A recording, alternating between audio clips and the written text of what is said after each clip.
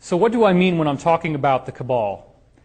One of the names that many people are familiar with would be the Bilderbergers, the Trilateral Commission, the Council on Foreign Relations, the New World Order, the Illuminati. What are we really talking about here? Ultimately, we are talking about organized crime. We are talking about crime syndicates that work on a quasi-governmental level because they do not take any of their high-ranking people and actually run them for office. The people who run for office are never more than middle level within these corporations. We have multiple insiders, whistleblowers, some of whom I've spoken to directly, who have witnessed American presidents acting like simpering little wimps in front of these higher-ranking cabal members because they are terrified of them.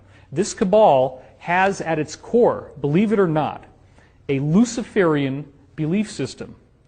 You say to yourself, who in the world would possibly want to construct a religion around Lucifer? Well, it's very clever. It works like this.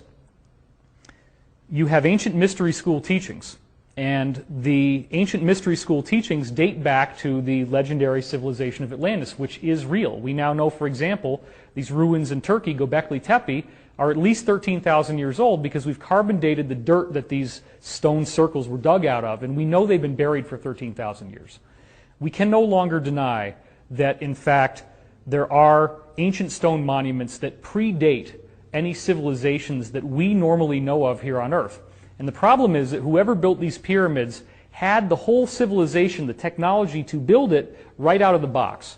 We don't see a gradual progression where we're looking for shards of pottery and we're trying to find how we can retrace the footsteps of a civilization that takes the necessary thousands of years to build up to the point where it could do highly technological acts. No one has been able to build pyramid-like structures with those large blocks of stone with today's technology. The largest cranes in the world can't lift them. The Japanese tried to do it at 1/5 scale and they completely failed. They could not build a Great Pyramid replica at only 1/5 the size. So somebody had advanced technology. The implication is that this technology was not local to Earth, but that this was a refugee group or multiple refugee groups who actually came to Earth, perhaps on the run from a cosmic battle of some kind. And in fact, this is the occult secret story of Lucifer, Lucifer the fallen angel. And in fact, there is a secret book that was withheld from the Bible called the Book of Enoch. And in the Book of Enoch, what you hear about is a race of cannibalistic giants who crash-landed on Earth and are called the fallen angels. And they are, in fact, eating people here on Earth, but they're twice our size. They were ordered not to reproduce with the women of Earth, but they did anyway. And what ends up happening is that the women give birth to this new race that they call Nephilim. And this is mirrored in the book of Genesis, but the book of Enoch has a lot more in there. And we now know that this is a genuine, authenticated ancient text because independent copies that say the same thing and have been backdated have been found in Ethiopia and other places, such as by the Scottish historian Sir Robert Bruce, going way back to the 1700s. So this book explains that a group of people came here from somewhere else with advanced technology, and that they did, in fact, set up control systems here on Earth. The Book of Enoch is a predecessor to Genesis, which also has Noah's Ark and the flood. In fact, Enoch is Noah's grandfather. So what appears to have happened is that this great flood was authorized. The Atlantean flood wiped out the civilization of Atlantis because Atlantis was a colony. It was not native people that had originated here on Earth. It was a vast civilization that had transplanted itself here. And when they came here, they brought with themselves all of their books, all of their ancient texts that go back 500,000 years. The full record of their civilization. Now those texts were stored in the Library of Alexandria in Egypt because some of these people did survive the flood. And then the Romans sacked and burned the Library of Alexandria, but before they burned it, they took out all the good stuff and they relocated it to the Vatican Library. So I have insiders who have actually sat down with me and described to me going into the Vatican Library and reading books that were made by extraterrestrial civilizations before they ever came here. These books include highly technical diagrams of interstellar spacecraft and gigantic motherships. And these books are very, very ancient. Some of them have mylar type of pages, very glossy. Some of them are actually holographic. You open them up and this image just comes up, and it can show you, interact with your consciousness, tells you what you want to hear. Anything you want to know, it'll just show it to you. So you have to understand now that the repository of these documents is in the Vatican. Therefore, there are people who are on a need-to-know basis who actually have access to that knowledge. They understand that they are the descendants of an extraterrestrial race that came here that had elongated skulls. And you look at the images of the Egyptian pharaohs like Akhenaten, like Nefertiti, like their daughter Meritaten, and what you see is this highly elongated skull. We have scientists like Brian Forster who are in Peru, and Brian Forster is actually finding new examples of these skulls with elongated craniums, and whereas the normal human skull has 2 fissures, these only have 1.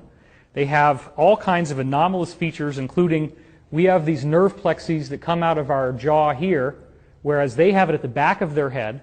These do not appear to be anything having to do with head binding. So the point is, elongated skulls show up all over the world. They have been found in Boskop, South Africa. They have been found in Siberia. There are graves of royalty in France that have been dug up in which they have elongated skulls. Elongated skulls have been found in North America and South America. They are literally worldwide. And so what we're really dealing with, and I write about this in my new book, The Ascension Mysteries, the whole second half of the book, 250 pages, is a comprehensive diagram of the 500,000-year history of these people, where they started, how they got here, how they turned into the Cabal. So it literally does appear, as strange as this must sound, that there are people with extraterrestrial physiology, elongated skulls. Some of them have lost the elongated skulls, others still have them. And if they still have them, they wear these mitre hats that you see in the Vatican. They never take those hats off. So you couldn't tell if somebody had an elongated skull under that hat. It does sound really bizarre, but just imagine now that you tell a group of people secretly that they are the descendants of an extraterrestrial race that were the gods, that had many tens of IQ points higher in intelligence than everyone else on Earth, that spread themselves out across the world, that became the prevailing ruling caste everywhere. They had advanced technology when they first got here that allowed them to circumnavigate the globe, to build pyramids, to build elaborate structures. Not all the pyramids were built by negatives, but there are some that were. And they effectively created dominion over the earth. They have been defeated by what we call the Elohim, these positive extraterrestrials you hear about in the Bible and other religious texts, again and again. The Elohim have caused mass catastrophes to happen, Sodom and Gomorrah being another example, fire and brimstone coming out of the sky. These things are not mythological. We know that the earth has periodic catastrophes. Some of these catastrophes apparently have been authorized in order to dramatically reduce the ability of these people to control our planet. But there is a remnant that is still here. They are very advanced, and they have an internal cohesiveness that tells them that they are the chosen, they are the elect, they are the given special people. So what happens when you have a religious group that is taking iconography from various cultures, including the Egyptian trinity of Isis, Osiris, and Horus, taking Celtic mythology, taking Asian mythology, taking Hindu mythology, putting all this together to try to distill the best out of it. And then along comes Christianity. And this teacher, Jesus, comes along and says that this has to stop. He's overturning the tables of the money changers. He's essentially